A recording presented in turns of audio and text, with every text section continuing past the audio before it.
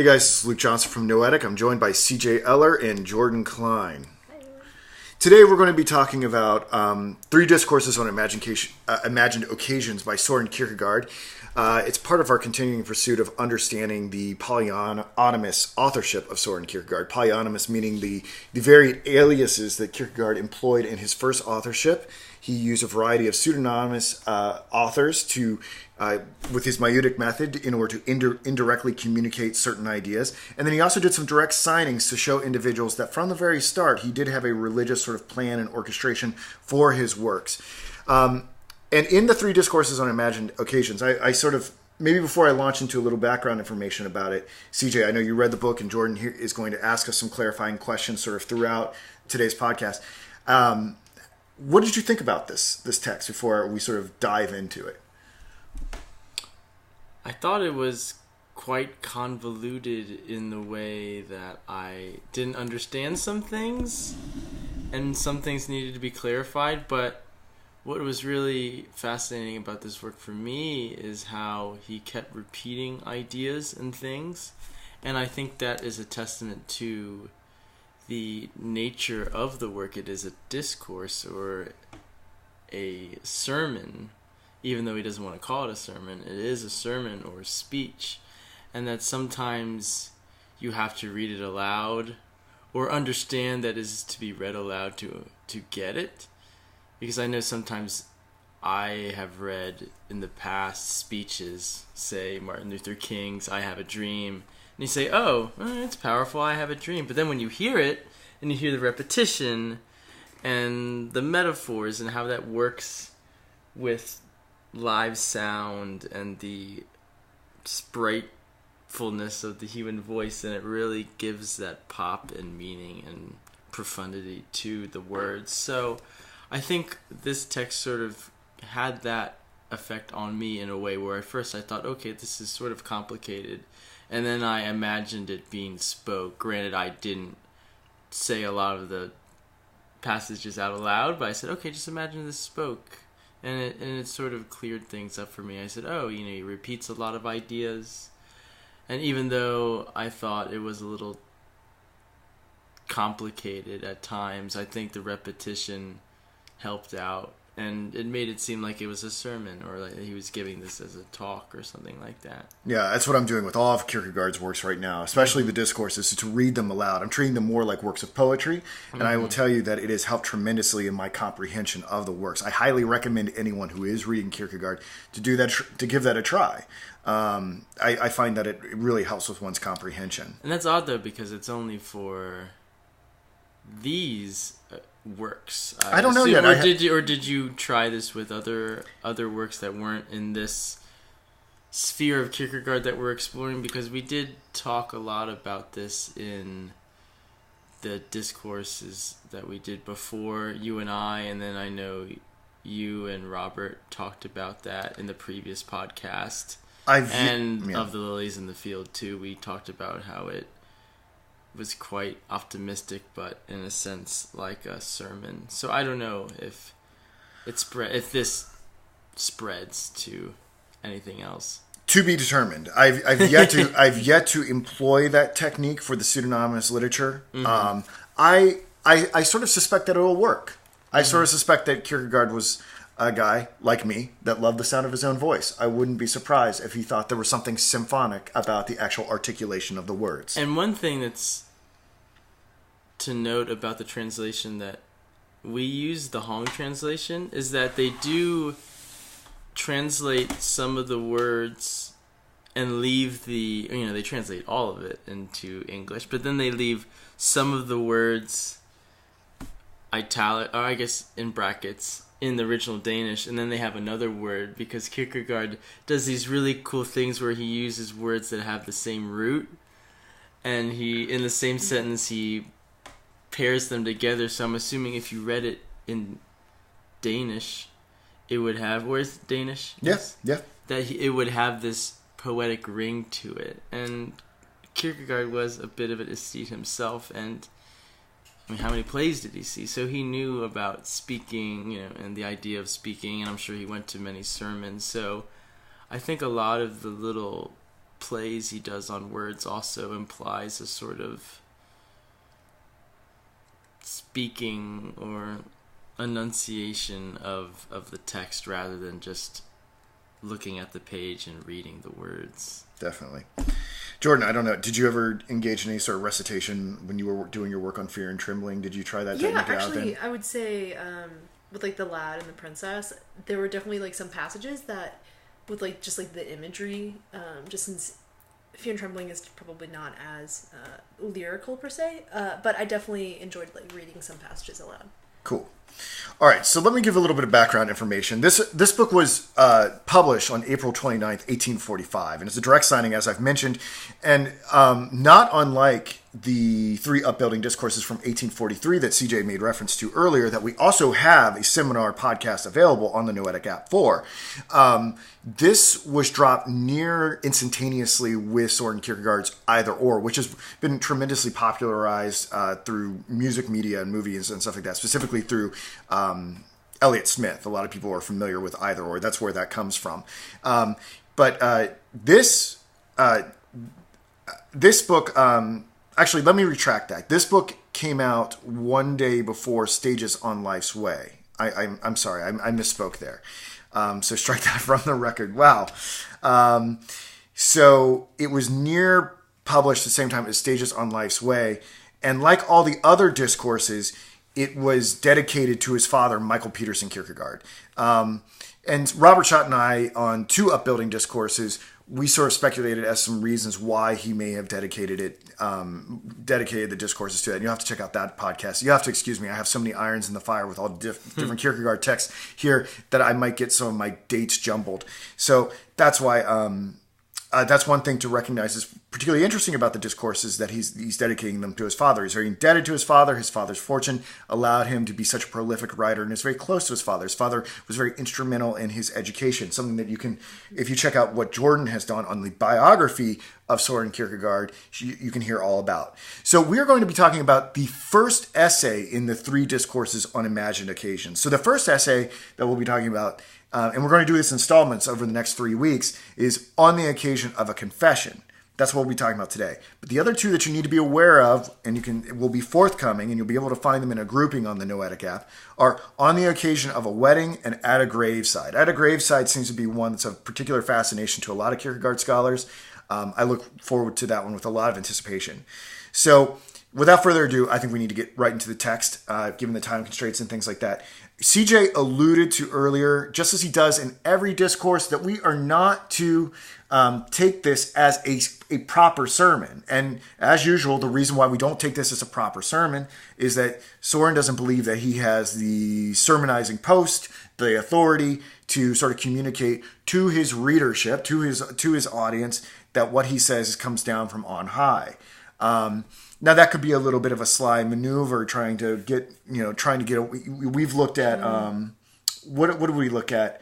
We looked at the moment, and in the moment he has a great deal of animosity in the moment towards the stratification of church power. I wouldn't be surprised if this is congruent with his ideas of there being a difference between the person in the pulpit and the people in the pews. And a lot of what we're going to cover today is about equality before God and the nature of confession of sin. And maybe partly, too, it's a bit of a nod to Socrates as well, because I have thought of Kierkegaard as a sort of Christian Socrates in the way that he says, I know, just like Socrates said, I know nothing, and then proves that there are people that know even less than Socrates does. Kierkegaard is saying, I am not a Christian, and then he proves that the people who think they are Christian aren't really Christian. Are you aware of his fascination with Socrates? Because you're quite right, but are you familiar with his particular fascination? I'm not familiar with the Socratic irony that he displays in his thesis and amongst other places, but I know he had some sort of inkling of friendship and kinship with Kierkegaard. Yeah, he wrote his master's thesis called The Concept of Irony on Socrates. And so he very much fashioned himself to be a Christian Socrates, a Danish Socrates. Yeah, and that's how I look at it, because he is a bit of a gadfly, and he looks into things and says, wait, well, what does that actually mean? And was like a Socrates, and in the Socratic method, where you just take apart the fundamental truths that somebody takes for granted, and that's what Kierkegaard does, and that's one of his great thinking tools, is taking this a little thing and then saying, wait a minute, and then opening it up and then finding this rabbit hole or some kind of crazy Pandora's box. Yes. And it should be noted that that's not the only sort of parallel that Kierkegaard saw with himself and Socrates. Obviously, the how he was at odds with his present society through the Corsair affair. I think he saw himself as sort of a countercultural figure, not unlike Socrates.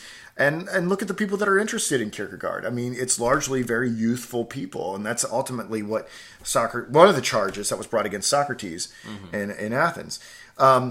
So what I thought was really wonderful in this preface, and I wanted to know if you latched on to this, is that Kierkegaard views this work as a joint effort between himself and the reader. That this is not just like, here's the book, and like this is written by Kierkegaard, and like you need to think of me as being this amazing writer or something like that. The book really becomes complete when the reader appropriates it for himself, and it's almost like the text and the reader establish an occasion. Like the real event is when you read it. Like something new is coming into existence when you, the reader, interact with this text. I think that's a really fascinating idea. It's like with a piece of music or something like that. Like you have the sheet music or something like that, but the particular performer's interpretation of that music presents a brand new occasion of the thing, and there it exists as a brand new work of art between the person who scored it and the person performing it. And I think Kierkegaard is trying to get at this, that it really becomes what it's supposed to be when the reader and the author commingle. It reminds me of what we were studying even a long time ago, like Roland Barthes and Camera Lucida, how he talk about the different parts of a photograph, or the action of looking at a photograph, or just the physical verbal universe of a photograph, that you would have the observer, you have the photograph, you have the person that took the photograph, you have the model, that there's all these different things. And I wonder, to continue on with that, Roland Barthes also wrote this fascinating essay about the death of the author, and how an author isn't this man on high anymore, that, like you said, that a reader takes the text, and that the text and the reader sort of combine, and that the author doesn't have this omniscient power anymore. Is that what Kierkegaard is sort of implying? And I might be taking Barthes' ideas and really messing with them, because I hadn't read that in a long time. But is that what he's implying, perhaps, in some way? Is that, okay, I have the text, I send it out, but then the real action, the real process takes place when then a reader looks at it. I already did it, and it's out in the world. And I think that's what Barthes was implying. It's like, once you put something out in the world, it's out in the world. We don't have, Voltaire was a genius. It's just like, this is the text, Candide, and we're reading it.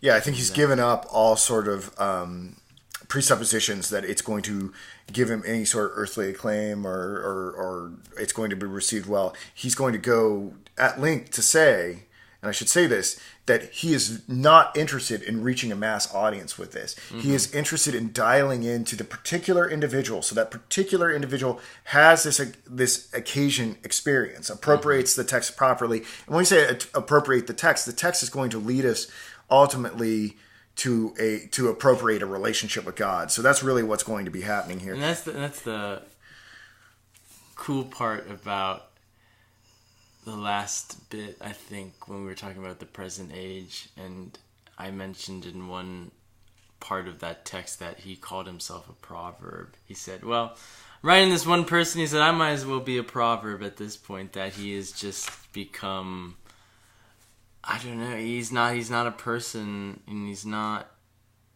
an author. It's just this story, and he's out of it, but all we have is the content. And a proverb only works when it's read or recited and somebody's on the other end trying to interpret it. So we might as well try to dive into this proverb and see what we can find on the occasion of a confession. And Kierkegaard very much wants to get out of the way too, because he doesn't want people to obsess about him. He wants them to really let these words seep into their being. Yeah. And what's interesting, I think, as he aims for that individual reader, he actually gains so many. And I think there's something to be said for that in terms of philosophy, art, entrepreneurship. Go left of center, and people will come to you. Sure, and when you get out of the way and when it's not about you, there's something that's magnetic about it. When it's about the process. Way, yeah.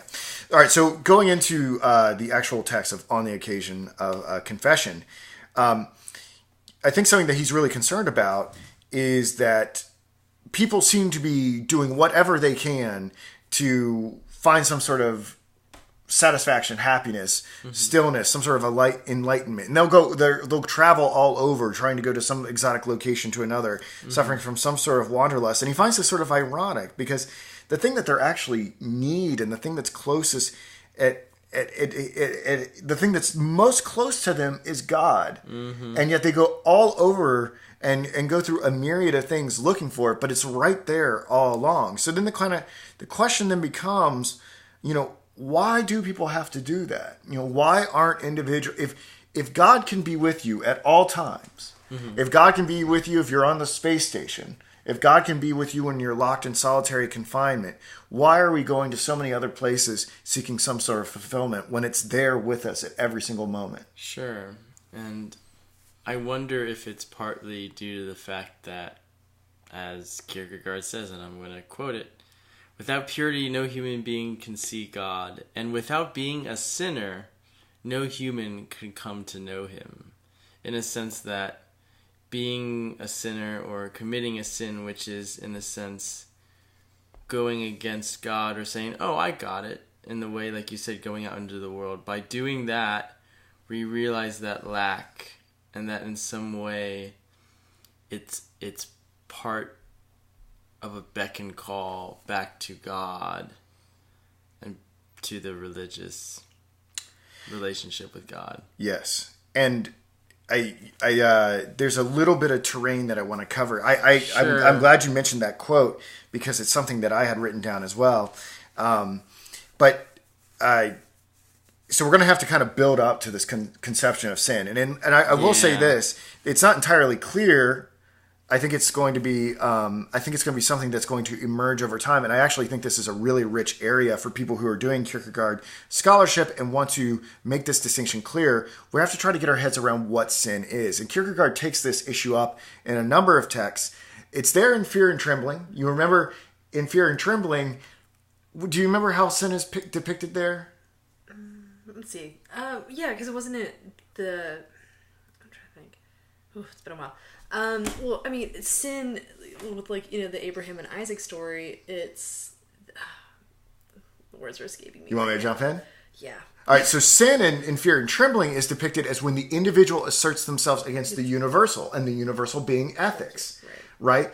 But that's not the type of sin we're going to be talking about here. Right? The type of sin that we're going to be talking about here is a sort of radical depravity that every individual possesses, even if they are the most morally righteous person ever. So on one hand, Kierkegaard has this ethical conception of sin that's asserting individuality against the good. And then there's going to be sin, meaning you have a life outside of the faith relationship. You can be the most virtuous pagan that has ever walked the face of the earth. You can be Socrates, and for Kierkegaard, you are still a sinner. Yeah, once you step out away from God, if we use God as a home base, and the fridge is over there and you have to go to the fridge, it's almost inevitable at some point. You can't leave that little space without going into sin. And I wonder if Kierkegaard has any conception of original sin, or perhaps we're getting at some kind of basis for a concept of a sin that everyone has, like an original sin. I believe he does. I want to make 2 points. The first, and just to complete the thought that I was going on, is that this conception of sin that we're seeing developed here is something that we will see echoed, imitated, depending on when the book came out. And I really think we need to visit this at some time. You see these ideas more developed in philosophical fragments, concluding on scientific postscript to the philosophical fragments, sickness, and the sickness unto death. They're sort of halfway developed here, and I think this book and those three other texts will give us a more robust conception of what sin is and help us understand, adjudicate between the ethical and the religious type of sin. Mm-hmm. The other thing is, and I'll just sort of footnote this, is you did bring up the question of original sin, and there is a passage in this text that I found most intriguing that I didn't really feel like I should bring into it because it was a whole other ball of wax. But Kierkegaard, Jordan and I put together the lecture series on Augustine. Mm-hmm. How would you describe Augustine's conception of original sin? It's almost like biological. Yes. It is just inherent, and it is just something that we have just... It's just, part of the fabric of our being. It's woven into the DNA of the person. Right. I think, and it seems like to me, from what I understand of Kierkegaard, it seems like it's not a biological transmission of sin from individual to individual. It seems like sin is every person has the Garden of Eden within them, and they engage in that fall. There's a passage in this on the occasion of a confession where Kierkegaard talks about sleeping children. Do you remember that passage? Or maybe it was in the Upbuilding Discourses that I did with Robert. I'm mixed up. It doesn't matter, but it's a beautiful passage. And what he says there is, when children shut their eyes, they are like angels. This was on the occasion of a confession. And I think, which is a really beautiful sentiment, and I think what he's saying to say there is that there's something about children that's still connected to the divine. They haven't had that fall from grace yet, like the three of us have. Mm-hmm. For Kierkegaard. So the difference being and they're not necessarily incompatible. Augustine's going to say it's there from the jump. That's why you need baptism, right? But for Kierkegaard, and as we see in the moment and things like that, he's against Lutheran baptism because he thinks it's a money-making device of the Lutheran Church. And he thinks it's kind of unnecessary because he thinks children are kind of angels in a way that kind of walk amongst us. And it really comports with a lot of our feelings of the loss of innocence and think of children as angels and things like that. We talk about them that way, like my sleeping angels or the deaths of innocence or something of that nature. But you might be able to say that these are compatible views in the sense that there's a genetic proclivity, ultimate teleology that makes every child fall. Mm-hmm. But that's some research for someone out there to take up one day. So to move on, going back to this issue of why do individuals, if God is omnipresent and is around us at all time, why don't individuals take up this call? And I think Kierkegaard says, well, look, there's a tremendous amount of anxiety cleaving ourselves from what we've attached ourselves to in the temporal realm. That's not something we necessarily want to give up because the demand of God is actually pretty damn rigorous. Like, I'm sure there are, I like to think of myself as a Christian, but there's probably a lot of things that, I'm not doing right. And, if I really wanted to reckon with it, if God was and this is something that Kierkegaard probably obviously struggled with, the relationship with Regina, maybe romantic love is anti-Christian love, and maybe that's why Kierkegaard was forever a bachelor, and maybe the fact that I'm I'd like to get married one day, maybe that's not running in congruence with the Bible. Maybe that's something that's preventing me from fully committing to God. Mm-hmm. Similarly, and this is very timely and relevant, it's hard to believe in Christian love, a Christian God, when the world is so effing chaotic. We're dealing right now with the aftermath of this most recent massacre in Nice, France. Details still emerging about that, but it's very hard to make the leap of faith when you see that such things could happen in this world. I think that actually is probably more of an obstacle to the confession of sins and the belief in God than anything else. I actually think it's probably the case that people think that there are probably pretty good reasons for believing in God, more likely than not. If you just look at this is my personal opinion, this is not gospel truth.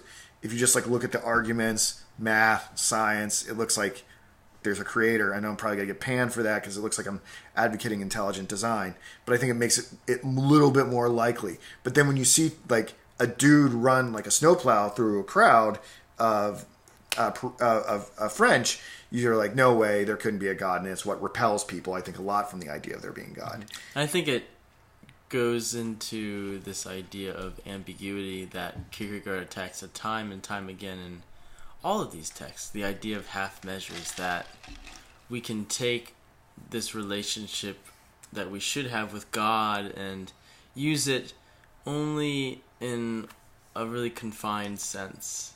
In a passage, he talks about what I consider him as a poet's point of view of worshiping God. And he says, "A sigh without words is the best worship, if the thought of God is only to shed a twilight glow over existence. If the unclarity of the soul's condition is to be satisfied with the greatest possible ambiguity, that it gives it a glimmer, a little shimmer, that, oh, isn't it nice to have a God? Oh, isn't it nice to think of the world as beautiful and everybody being really nice? That we don't take the whole relationship, I suppose, into consideration. That's how I see. I read it like when someone sighs, in the sense that like that there is that sigh is a sense of not necessarily a joyous sigh, but but more of a sigh of like, I've exhausted all other means of finding God and satisfaction, and like the sigh is sort of the beginning of like, well, look, I've tried everything else. Maybe now it's time to actually get serious about a relationship with God. Sure. Everything else is leaving me totally effing empty. So sigh,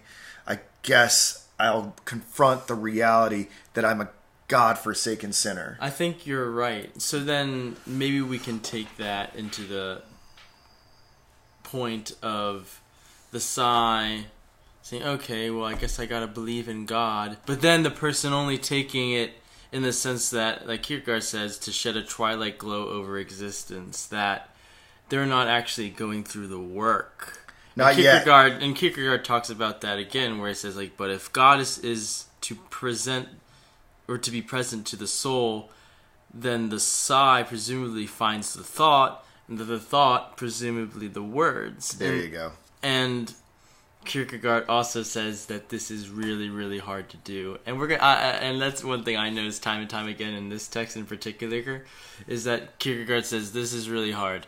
This is difficult. It should be hard and difficult. It's close to impossible, but anything that's difficult is worth it. And as the New Testament says, the path is narrow.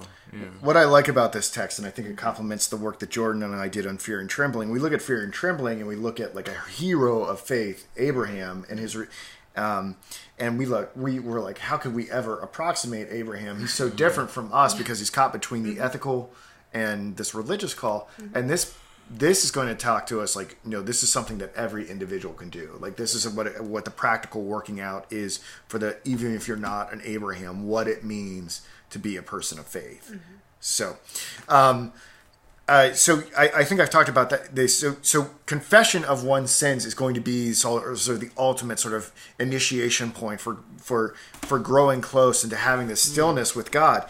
And Kierkegaard says that this can't be done in mass. We can't do this with a bunch of other people around us. He says it has this confession, this aloneness. It has to be as alone as a dying person. And I think what he's trying to say here is that, like, in a sense, like, your immanental self, the self that's contained within non-Christian spheres, be they the night of resignation, of infinite resignation, the ethical, the aesthete, or whatever, there is going to be a dying of that self. Mm-hmm. This old person is going to die, and you are going to be reborn with a theological self in the relationship and faith. But this can only happen, it's totally up to you if you approach God through the confession of your sins. No one else can do it for you. No intermediary, no televangelist, faith healing you, no sprinkling of water, no priest, none of that. Like, you in your stillest moment have to come before God and confess everything. And not even like, oh God, I'm a sinner just like everybody else. No, the particularity of your extreme effed upness. Mm-hmm. And even if your effed upness is the fact that you're so effing righteous, that's a big problem for Kierkegaard, is that individuals think that because they're ethically pure, they have nothing to confess. And he's going to be like, no, that's the biggest sin that you have, because somehow you've elevated yourself amongst everyone else in humanity. And in the sickness unto death, he calls that the despair of defiance. You think that you are autonomous and that you don't need the humbling effects of coming before God. And so that ethical uprightness can actually be an obstacle for you having the sincere, authentic faith that is the Christian faith. So even that could be a sin. And that's what I'm saying, is that the confession, regardless of how high you are, how low you are, it's going to be available for you. I'm sorry, I interrupted you. Oh, no, I was saying, and I wanted to emphasize that adjective that you use as alone as a dying person. Kierkegaard mentions that there was a certain powerlessness that comes from confession and from subjecting oneself's conscience to their sins and being completely open and accepting of them, that it weakens you and it makes you seem less powerful. He compares it to a military command, or to a soldier, and how he wants to be a military commander, so there's that upward elevation of status. And he says it's complete opposite with your relationship with God. If you view yourself lower and lower and lower and lower, that is the true test of faith, is to see yourself as nothing, almost nothing, before God. And just to quote him, the most powerful person is the most powerless. The most devout person sighs out of the deepest distress. The most mighty is the one who rightly folds his hands. Yeah, it's a beautiful concept, and I want to talk about that towards the end. Is that what Kierkegaard's going to do? Is going to turn things on their head a little bit, and he's going to say, and Nietzsche will critique this Christian interpretation of the narrative of the world, but Kierkegaard's going to say that the person in position of forgiveness is actually going to be the most powerful person. Mm-hmm. But what it means to forgive and power relations, we'll talk about here towards the end. There was this beautiful quote that I think, look, you may be saying to yourself, you don't care about Christianity, you don't care about Kierkegaard, whatever else, but I think this is very important for Christians to hear, and for people who maybe have a passing interest in Christianity. He says on page 10, there is no one who accuses except one's thoughts. No one who judges except the one who sees into what is hidden and hears confessions in secret. So what everyone needs to know here, all right, is that I think a lot of people run away from the Christian faith because they feel judged. I think a lot of people don't want anything to do with Christianity because so-called cultural Christians have said that certain individuals within our society are damned, all right? And that is a major turnoff. And what Kierkegaard is trying to emphasize here is that there are only two sources of judgment in the entire world: your own conscience and God. And what anyone else says is totally irrelevant. There's only if your problem with taking Christ, the church, or religion, or whatever seriously, or whatever, is the people that go around saying that they are Christians, I think this book is very important for understand. It helps you understand that no one is going to be entitled to issue any sort of condemnation. The only condemnation any person is going to be able to issue is the one that comes back on themselves. And to quote Kierkegaard further, he says, all comparison is worldly. All emphasis upon it is a worldly attachment in the service of vanity. And that's when he talks about the idea of somebody telling themselves, and maybe God, I am the greatest sinner. I have sinned greatly, more than any of my family, than any of my brethren, anyone. And I think that comparison is just a diversion to the real test of confessing one's sin, which is, again, is just having complete consciousness and coherence and acceptance of what you did and how it makes you just a lowly piece of shit, honestly. Well, yeah, what he's going to say there is that there's something pharisaical. If you're going around bragging about, let's say, you make this move, you're like, okay, well, I do believe in the sort of the depravity and like my sinfulness or whatever, and then you go like, oh, well, I'm the greatest sinner that ever existed or whatever.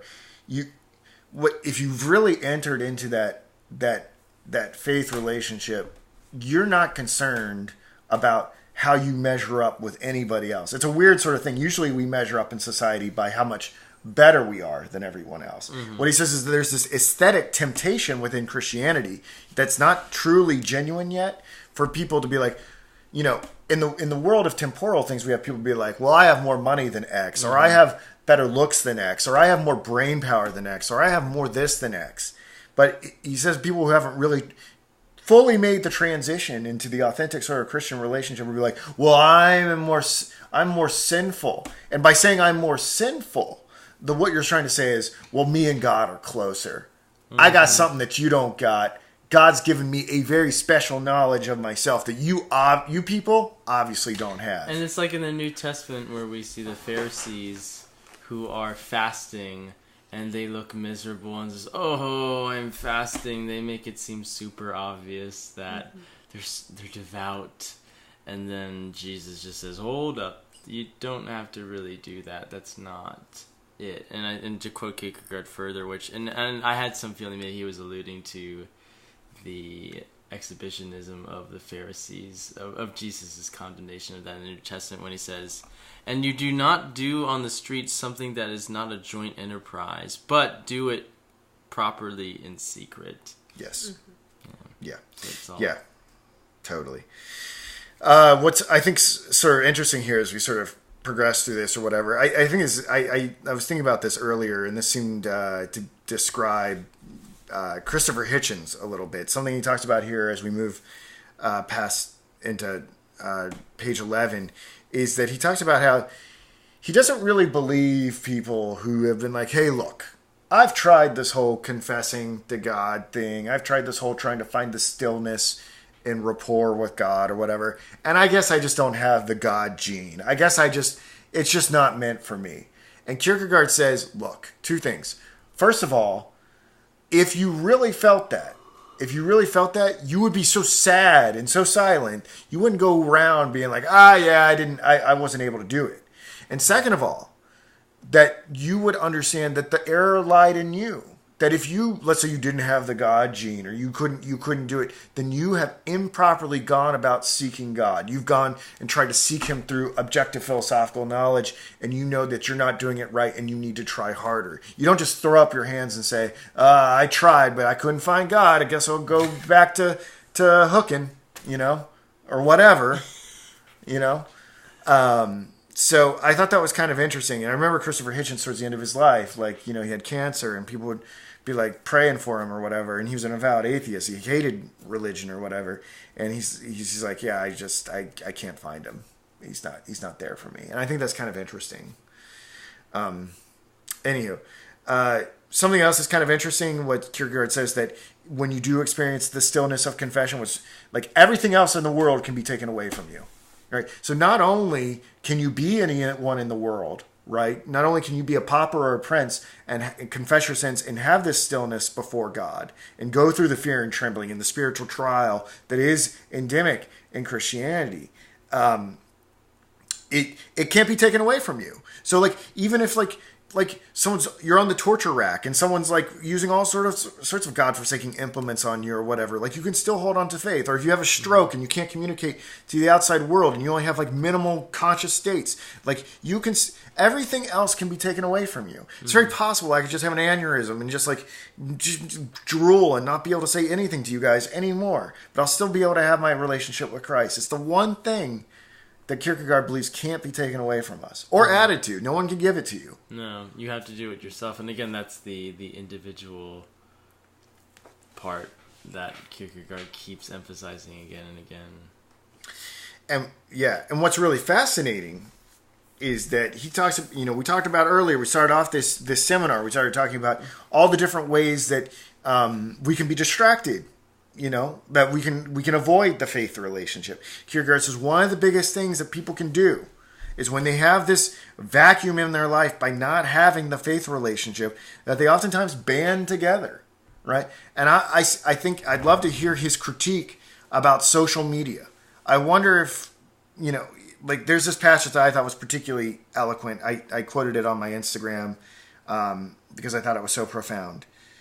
You probably have heard big words and loud talk and noisy doings in order to have a nature echo from the crowd, a confused collective scream, a general opinion in which one, out of cowardice, fearing for oneself, is not alone. Mm-hmm. And what I think he's trying to say there is, when you've got this sort of hole in you, this which you will call despair, you think, well, maybe if enough of us unite together and shout and bang pots and pans and chant, that somehow it'll ward off the individual despair. We can somehow just kind of rally together and have this effusion of spirit, and we'll feel better about ourselves. It reminds me of Simone de Beauvoir and what she has to say about the oppressed peoples in festivals. And I think there are a lot of parallels, and maybe she would have been drawing from something like this too. If you guys are interested, we cover lots of secular texts on Noetic as well. And Jordan and I put together a whole seminar on Simone de Beauvoir's The Ethics of Ambiguity. And she was a big devotee. Her and Sartre were obviously very influenced by this primary existentialist, Soren Kierkegaard. And to keep going on, Kierkegaard even says, remember that you are before God. That, first of all, and to keep going, first of all, be alone. Then you will indeed learn the proper worship of God, to think highly of God and lowly of oneself or yourself. So this idea that no matter how many people congregate together, it's not going to actually do anything for your relationship with God, because you can't put that on to anybody, or you can't put that on a moral system, or you can't put that on a art movement. You can't have that put the responsibility of your own inner life and just life in general. You have to take the bull by the horns and actually engage. It reminds me of Old Testament where Jacob had to wrestle the angel. It's like you have to wrestle the angel yourself. You have to wrestle with the relationship with God in some way or another, and realize the depravity that you can't win. You'd be like, oh, I got you, God. Look at the science stuff. Oh, I got you, God. Look, this art stuff is really the best. But then God's always gonna kick your ass, and you're gonna be like, oh my goodness, and go into that despair. But in that despair, you're seeking this humility and humbleness, which is the relationship with God, I suppose. I don't know. Yeah, I think it's a really eloquent and beautiful way to put it, CJ. Better than I did. So Jordan, we're at a little bit of a conceptual turning point here, and I want to tie it back to something that CJ said earlier. You're encountering this for the first time. So right. Is there anything that you think maybe the listener at home might need clarification on, or anything that we could anticipate that they might want conceptual clarity? Yeah, I would say, I think that for me at least, a big draw is the concept of complete submission. And it kind of reminds me of The Golden Ass by Apuleius, where the main character is just he's transformed into an ass, and he just experiences every single humiliation imaginable. And it's not until he just flings himself on the ground in just complete abject despair of just, I have tried everything in my power to get out of this situation.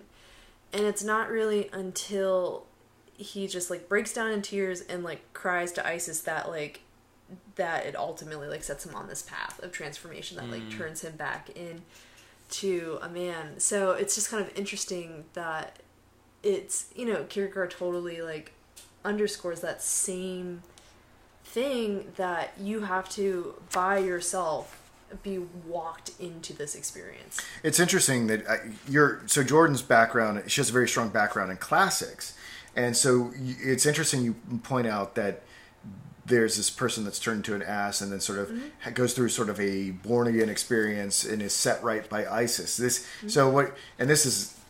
are narratives that predate the Christian message. So I guess what you're saying is that you're hearing echoes of Kierkegaard in even older texts. Right. Is that what you're saying? Mm-hmm. Interesting. Which will Which is, look, hopefully one day on Noetic we'll be able to take up a whole course of comparative literature, because there are a lot of people that think that these, Kierkegaard's essentially talking about the Bible, and that the Bible was not done in a vacuum, and that it was drawing on other Mediterranean, Middle Eastern, maybe some individuals would even say Persian and Eastern resources as well. So, or maybe you could take kind of a more broader perspective and say that individuals, and Kierkegaard wouldn't necessarily be at odds with this, that maybe individuals, given the sort of innate sort of teleology of them, are inevitably going to reach some of the same sort of concepts, but sort of use different entities and names to describe them. He'll talk about this with the pagan. He'll talk about how when we talk about wonder and whatnot, and how the pagan comes to a sort of a very poetic understanding of God. But I do want to say something real quick that tied back to a concept that CJ mentioned earlier about forgiveness. We tend to think about, in earthly terms, that the most powerful person is going to be the one that could crush somebody else. Mm-hmm. And Kierkegaard's going to sort of turn that on its head, but by asking, really, who is the sort of rich and powerful person? Mm-hmm. And the rich and powerful person for Kierkegaard is going to be, strangely enough, is going to be the individual that is capable of administering forgiveness. Is going to be the one that can forgive the person for the wrong that they're doing. And I think the question we have to ask here is, how does he get that inversion? Why is that person in such a privileged position? Why are they the rich and the powerful person on the sort of the Christian understanding of things? How did you understand that, CJ? I took it by analogy. It reminds me of a story of Marcus Aurelius, the Stoic Roman emperor, philosopher dude who wrote his meditations, the famous meditations. And there's a story of one of his generals or one of his guys actually setting up an assassination, and they catch him. And so here's this moment of, okay, we're going to, what's Marcus Aurelius going to do? He's the most powerful man in the world. And he could easily just, let's just cut his head off and just show people what this is about. But what he does is that he has a public forgiveness of this man. So he says, I'm going to show everyone that the real honest to God path, granted, honest to God, honest to the gods, we're not talking about Christian here, but the path is forgiveness, and that is the real way to do it. So that he had all of this power in the sense that, he was the Roman emperor. He could do anything he wanted. He could have the most illustrious execution imaginable of this man because he tried to kill him. But in spite of that man trying to kill him, he says, no, instead I will forgive you. And I wonder if that plays into it in the way of that we have, maybe we're not Roman emperors per se, but we have this power to do whatever we want. We can go into these different spheres, these stages of life, and we have the power to go away from God and to turn the other cheek. Not really, just kidding. No, we don't turn the other cheek, and that we can be violent and transgressive and bitter, but in spite of that, we can lower ourselves in a way that we can lower our standards. Maybe it goes into the idea of lowering yourself, that you don't have that high self-esteem to say... I think that is it. To say, oh, well... again, it goes back to Marcus Aurelius. He's the emperor that some man tried to kill the emperor? Oh, no, he gets executed. No, he said, look, anybody, regardless if I was just a regular man or anything... he needs forgiveness. So in the sense where it's just we have this we don't have that high of self. Well, I don't even know if it's we don't have that high of self-esteem, but we have the humbleness to realize that the true judgment is with God. So we are willing to forgive. And just to quote Kierkegaard, he says, "It is only just if I pass judgment on you. If I don't forgive you." But it is a serious matter if you forget that God will pass the judgment. That in the end, He is the real judge. So, in a way, we can only forgive that person. It reminds me of a little quip from, I can't remember. Let's see if I can remember who it was. It was a pastor from the eulogy of James Baldwin, the poet's father's funeral, and he said, "Thou knowest the man, thou knowest not his wrestling," in the sense that we can't be too judgmental in the way that we don't know what the individual despair, and we have to leave that to God to decide his judgment. We cannot forget that you are being judged by God right now, that person is being judged by God right now. If we take it away from, the Marcus Aurelius kind of pagan, Roman sort of thing, like that person that tried to execute or tried to kill that person is being judged by God right now, and that we don't have a right to actually pass judgment on that person. Or we don't have the self-esteem to be in God's shoes, I suppose. A long-winded monologue, but I hope that made sense. Yeah, it does. And if I can tack something onto it, what I'd like to say here is that he's trying to kind of keep Christians in the right perspective, because what they have to understand is there's this creditor-debtor relationship, and this is taken up in Nietzsche's genealogy of morals, and it corresponds with this so nicely. It's so interesting that they were contemporaries, and they were how they would have responded to each other if they were aware of each other's work. I mean, it's unfortunate because Kierkegaard was writing in a strange language. If only he'd been writing in German, maybe Nietzsche would have been more aware of it.